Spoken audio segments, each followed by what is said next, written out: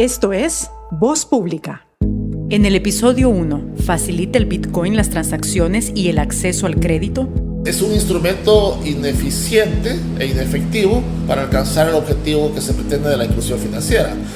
Este podcast es gracias al apoyo de la Fundación Heinrich Böll Stiftung.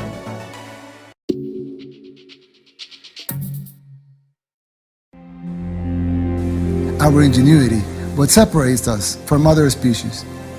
En El Salvador estamos tratando de rescatar esa idea y diseñando nuestro país para el futuro, usando los mejores ingredientes que nos hacen ser quienes somos, mientras usamos nuestra sensibilidad para encontrar los mejores ejemplos de ideas alrededor del mundo. Yo creo que el Bitcoin es una de esas ideas. Es por eso que la semana que viene enviaré al Congreso una ley para que el Bitcoin sea una moneda de curso legal en El Salvador. En el corto plazo, esto generará empleos y ayudará a la inclusión financiera de miles de personas que están en la economía informal. El sábado 5 de junio, en el cierre de la conferencia Bitcoin 2021, que se celebraba en Miami, Estados Unidos, el presidente de la República, Nayib Bukele, anunciaba su intención de enviar a la Asamblea Legislativa un proyecto de ley para convertir el Bitcoin en una moneda de curso legal, como lo es el dólar.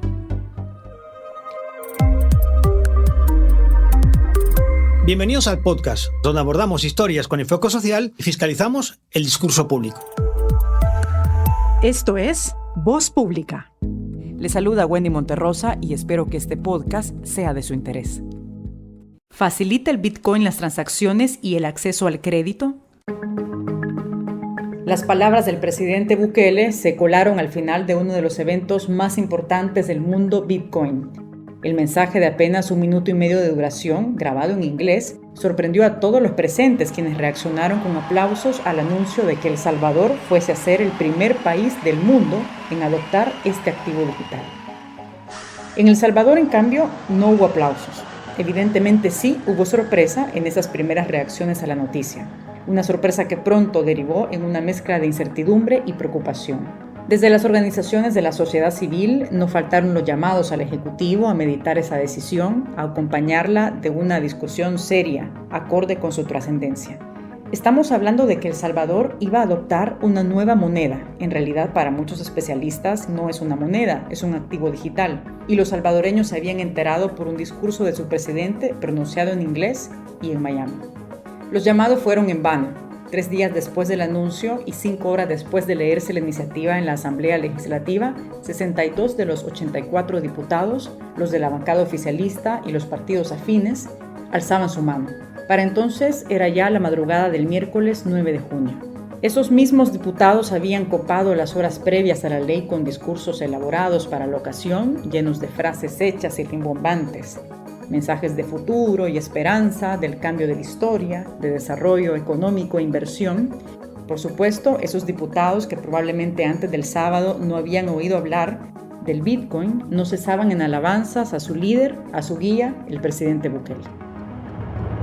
Este es un paso importante para nuestro país, un paso a la tecnología, un paso al futuro, que nos va a traer inclusión financiera, inversión, turismo, innovación y desarrollo económico para nuestro país.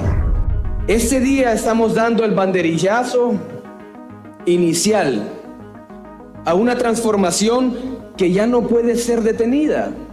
Estamos liderando algo que estoy seguro que va a pasar a la historia. Bienvenidos al futuro, como yo ponía en una red. Bienvenido el Bitcoin y nosotros vamos a dar nuestros votos para aprobar esta ley, presidente. Gracias. Guillermo Gallegos, diputado del partido Gana, William Cornejo, de Nuevas Ideas, Romeo Auerbach, también de Gana, así uno tras otro, hasta que la ceremonia terminó como debía terminar, con las palabras del presidente de la Asamblea Legislativa, Ernesto Castro. A votación el artículo 16. Si no hay observación, queda aprobado. Por lo tanto, queda aprobada la ley de Bitcoin. Aplausos en el anuncio del presidente en Miami por parte de la comunidad Bitcoin y aplausos de los propios diputados oficialistas entre sí tras la aprobación de la ley. En medio, la población y su lógica preocupación ante lo desconocido. Una preocupación que se transformará en rechazo con el paso de los días, tal y como lo reflejará una encuesta de una universidad privada. Pero de eso hablaremos más adelante. La denominada Ley Bitcoin tiene 6 considerandos y 16 artículos. Unos y otros ocupan un par de páginas, no más. 2 de los considerandos, precisamente, que justifican el uso del Bitcoin como moneda de curso legal, se refieren a la inclusión financiera, nuestro tema de análisis en este podcast. En concreto, los considerandos 3 y 4 de la ley dicen lo siguiente: que aproximadamente el 70% de la población no cuenta con acceso a los servicios financieros tradicionales, que es obligación del Estado facilitar la inclusión financiera de sus ciudadanos, con el fin de garantizar en mejor manera sus derechos. De acuerdo con la ley, la principal razón para la implementación del Bitcoin en El Salvador es la inclusión financiera. El otro motivo que recoge la normativa de una manera superficial es el impulso del crecimiento económico. Con una ley aprobada sin discusión ni debate, es lógico que la población se haga preguntas como la que da título a este podcast y otras relacionadas con este activo digital, que entrará en vigor como moneda de curso legal a partir del 7 de septiembre. A esas inquietudes responderán los especialistas consultados en los siguientes minutos, pero primero pondremos en contexto qué es, qué entendemos por la inclusión financiera.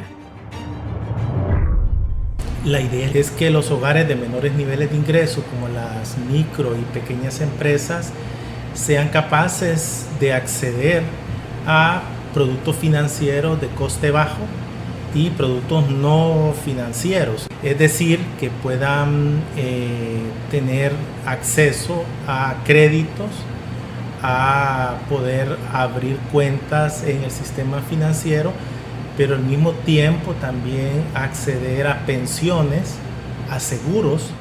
Hay investigaciones que mencionan que entre más penetración financiera exista en la población, mayor crecimiento económico se registra. Y sobre todo hay más competencia en la industria bancaria y no bancaria, los costos disminuyen. Entonces creo que hay una serie de elementos que facilitan que el crecimiento sea más con igualdad de oportunidades, pues un crecimiento inclusivo.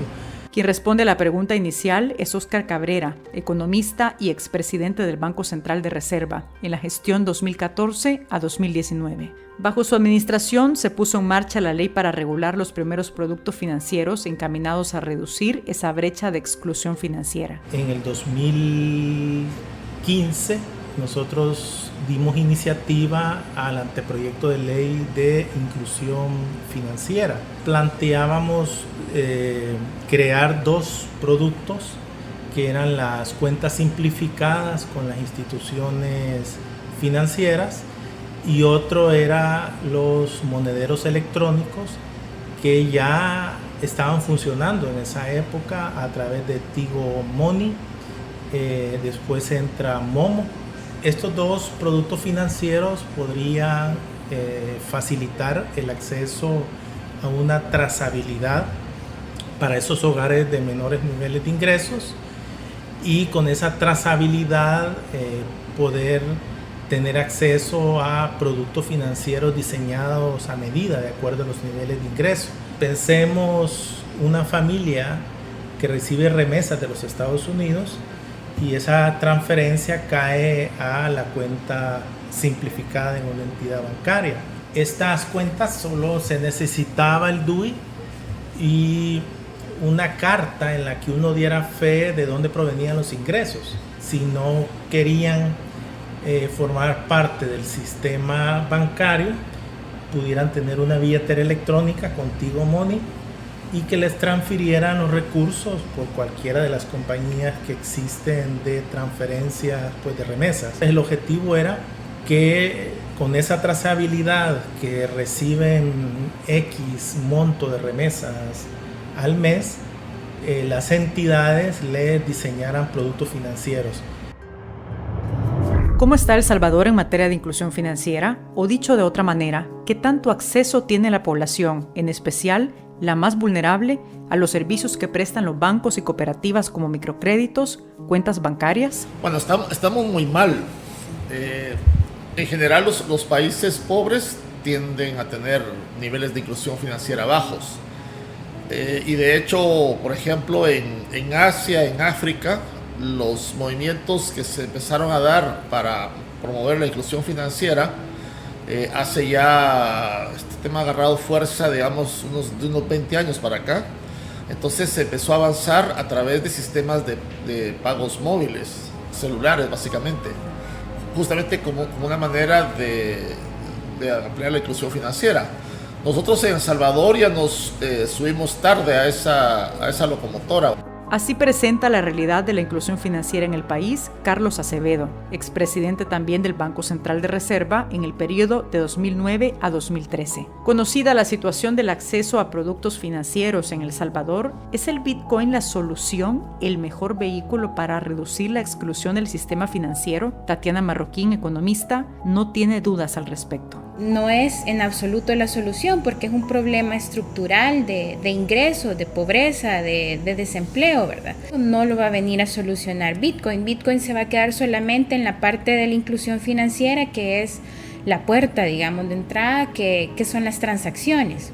Pero incluso esas transacciones, al existir tanta volatilidad, las personas no se van a ver atraídas a hacer transacciones a través de esta criptomoneda. Tal vez en un principio tenía la intención de ser una moneda, ¿verdad? Pero hasta el momento se ha quedado como un activo en el cual se puede invertir con grandes riesgos. Eso le da una característica que impide que la gente tenga mucha confianza en hacer transacciones. De hecho, las estadísticas son que la mayoría de los poseedores de Bitcoin no la ocupan para hacer transacciones, sino únicamente para hacer este juego, ¿verdad? de inversiones. La ejecución de las acciones planteadas en esta política facilitará que pequeños comerciantes, emprendedores, población de la área rural y semiurbana tengan la posibilidad de acceder a productos y servicios financieros adecuados que les generen un ahorro en tiempo y dinero. Para los pequeños comerciantes, la obtención de un préstamo les permitirá mejorar su negocio y con ello propiciar su crecimiento. Para el caso de una familia, contar con una cuenta simplificada o con una billetera de dinero electrónico les permitirá ahorrar y realizar pagos desde la comodidad de su casa.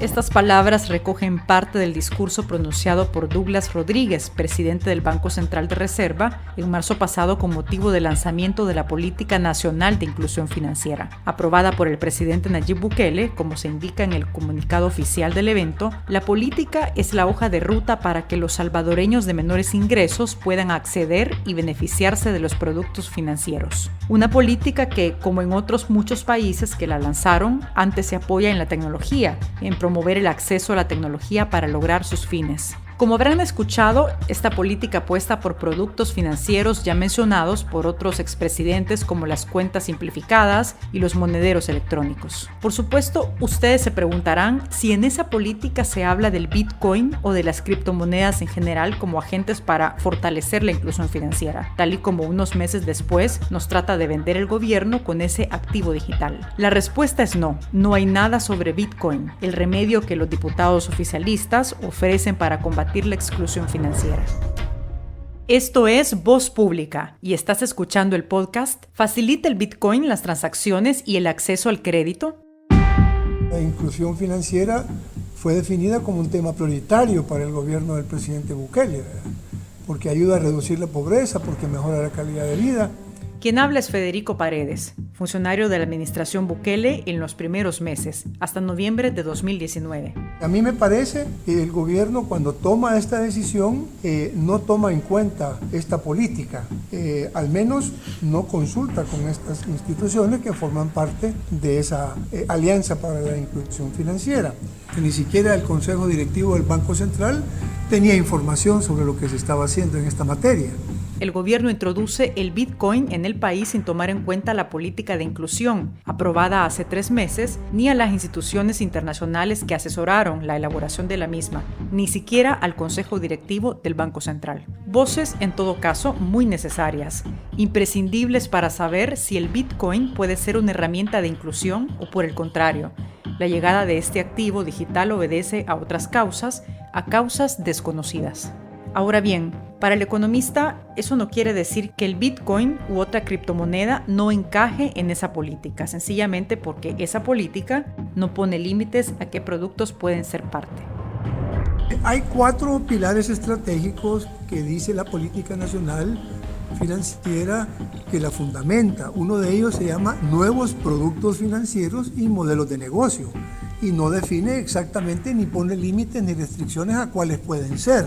De esta perspectiva, la criptomoneda podría ser un nuevo producto financiero. En marzo de 2021, en la presentación de esa política, se retomaron indicadores del Banco Mundial que dan un panorama bastante sombrío, por cierto, de la exclusión de los salvadoreños y de las pequeñas empresas a servicios financieros básicos. Así, por ejemplo, apenas el 23% de los salvadoreños posee una cuenta de ahorros. En el caso de los hombres, ese porcentaje sube al 27%, y si se trata de mujeres, cae hasta el 18%. Como un indicador estrechamente vinculado con la pobreza y la desigualdad social, la inclusión financiera es menor en la mujer que en el hombre. Es menor cuanto más bajo es el nivel de educación y, por supuesto, es menor en la zona rural que en la urbana. Una puntualización: los datos del Banco Mundial corresponden al año 2017. Ese organismo actualiza esas estadísticas cada 3 años, pero no se tienen las correspondientes a 2020.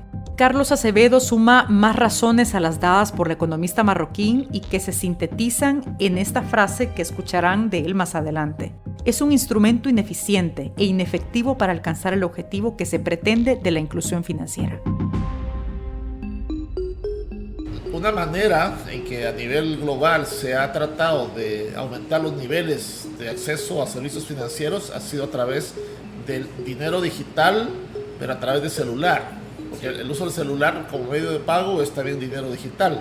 La confusión del gobierno viene por el lado de que como el dinero digital a través de sistemas de pagos móviles ha servido para promover la inclusión financiera en países pobres, entonces nosotros lo vamos a lograr con Bitcoin, que ahí es donde viene la cuestión, ¿verdad? Y ciertamente el Bitcoin, en teoría, en cuanto a dinero digital, se puede utilizar para hacer pagos, pero no es la manera más eficiente de hacerlo.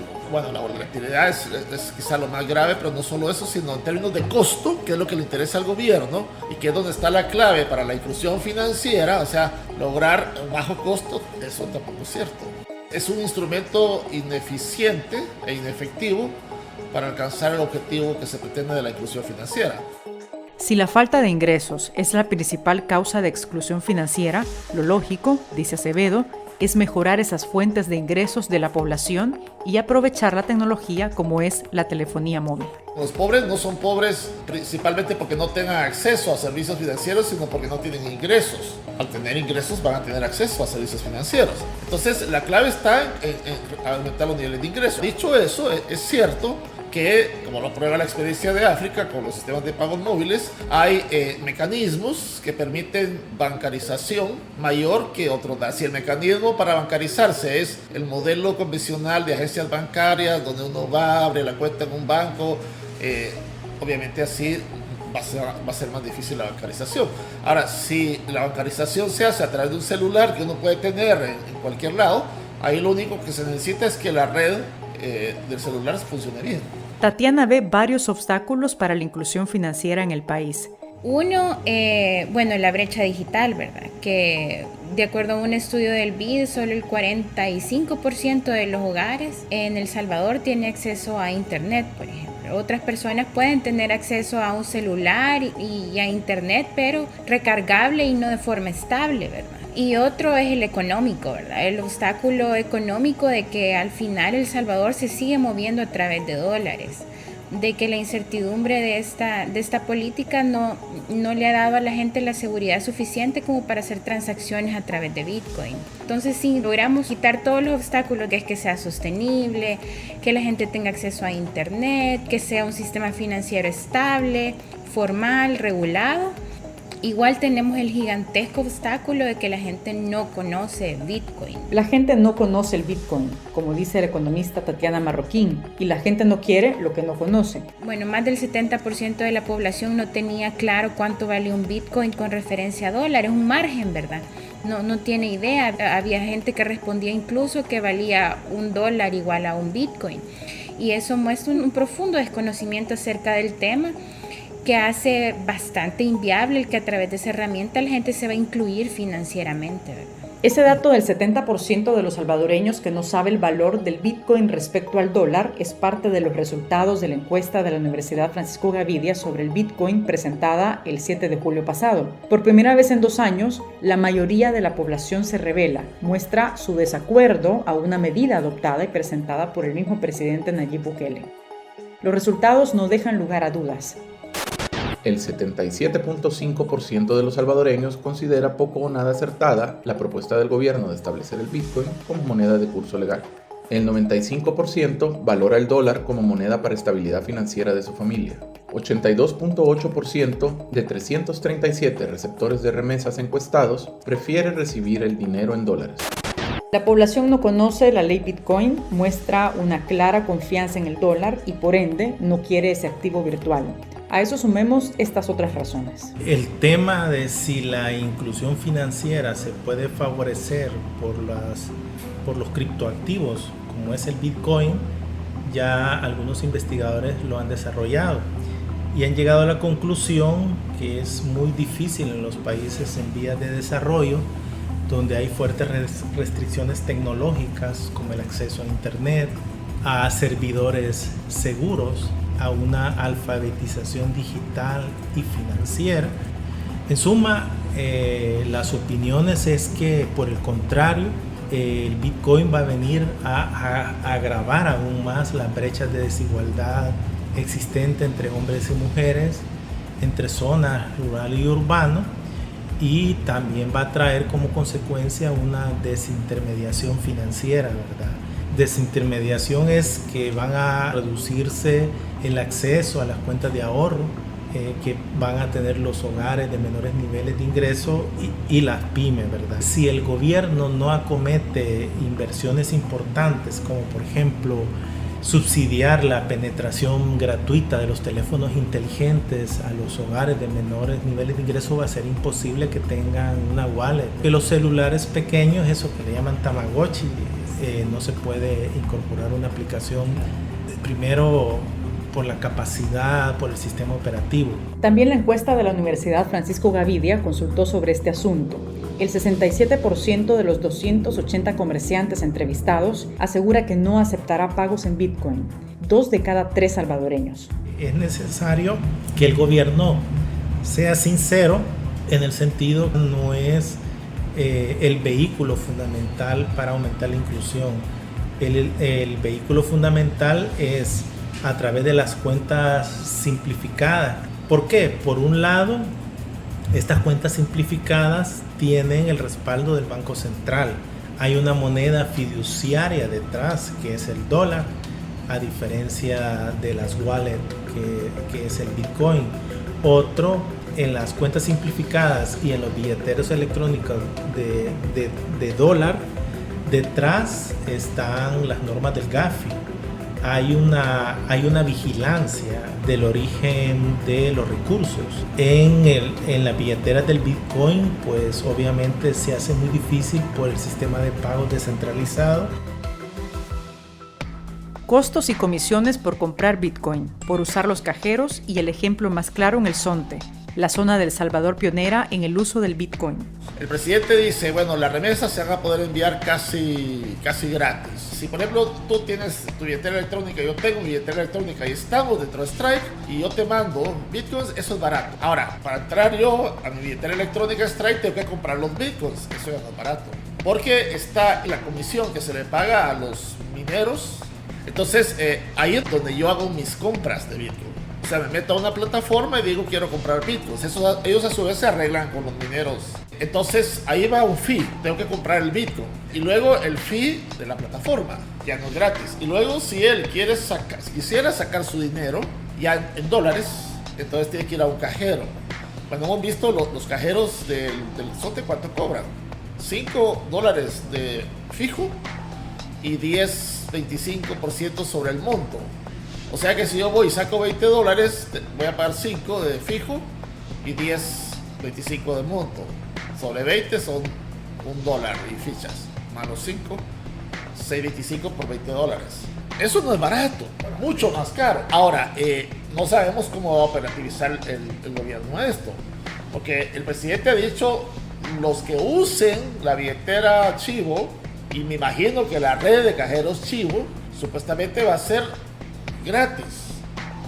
O sea, los usuarios no van a pagar según lo que dice el gobierno, pero el gobierno tiene que pagar, porque eso no es gratis.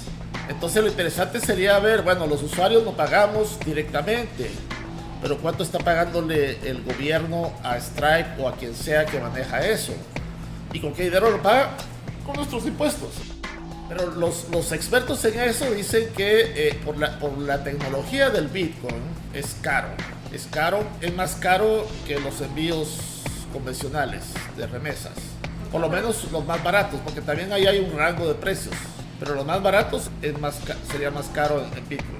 Con la idea de montar realmente un ecosistema financiero para los pobres, para que tengan acceso a servicios financieros, microcréditos, microseguros. En teoría sí, pero que lo muestre. Lo que hace posible eso no es el Bitcoin, es la tecnología de los pagos móviles. Y eso se puede hacer con cualquier moneda. Montar un ecosistema financiero para los pobres es posible con el Bitcoin, pero no es el Bitcoin lo que lo hace posible, es la tecnología a través de los pagos móviles, subraya el economista Carlos Acevedo. Federico Paredes considera al Bitcoin como una alternativa más a favorecer la inclusión financiera con el uso de criptomonedas.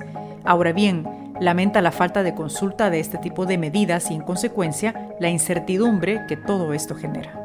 Creo que es una alternativa que no debemos de verla como la única, ni mucho menos. El sistema financiero, concretamente el sistema bancario, tiene ahora la palabra, la pelota está en su cancha, en el sentido de ofrecerle a la población alternativas de inclusión financiera que sean mejores que esta. Para mí el problema central es que no ha habido consulta con los agentes económicos respecto a la formulación de una política pública.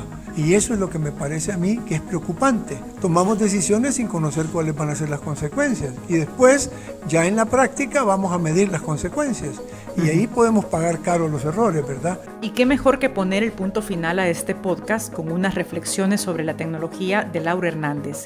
Ella es abogada especialista en tecnologías y analista de políticas públicas. Las tecnologías pueden producir muchos beneficios para la ciudadanía. Va a depender de cómo las utilizamos y cómo son reguladas también, ¿verdad? Cómo esa tecnología al final nos garantiza el disfrute de los diferentes derechos. No debemos recurrir al solucionismo tecnológico. Muchas veces lo que necesitamos es resolver problemas más estructurales y sí, recurrir a las tecnologías que facilitan el ejercicio de otros derechos como ya se ha venido viendo, que es el acceso a Internet o a tecnología básica como pudiera ser una computadora, un teléfono. Es importante ver que sí necesitamos facilitar este tipo de herramientas para la inclusión financiera, pero no podemos obviar que el uso de este tipo de herramientas también conlleva riesgos. Riesgos para los cuales no estamos preparados, para los que estamos atrasados y de regulaciones de ciberseguridad o leyes de protección de datos se trata. En la mayoría de países a nivel mundial se han estado enfocando en la educación en tecnologías, en tener los marcos jurídicos básicos como en materia de protección de datos personales o en ciberseguridad, porque eso les va a permitir estar mejor preparados para la adopción de más tecnologías o de tecnologías más nuevas. Desde la comunidad técnica hemos identificado que hay una debilidad en la manera como es protegida la tecnología, como pudieran ser plataformas web o cómo son diseñadas las diferentes herramientas tecnológicas por parte del gobierno. Eso nos genera dudas respecto a cuál va a ser ese nivel de seguridad informática de otro tipo de aplicaciones que pudieran estarse utilizando también para las transacciones de Bitcoin o de criptomonedas. El Bitcoin no es el mejor camino para la inclusión financiera en El Salvador, ni siquiera es el camino, a juzgar por la mayoría de especialistas consultados para este podcast. Este podcast es gracias al apoyo de la Fundación Heinrich Böll Stiftung.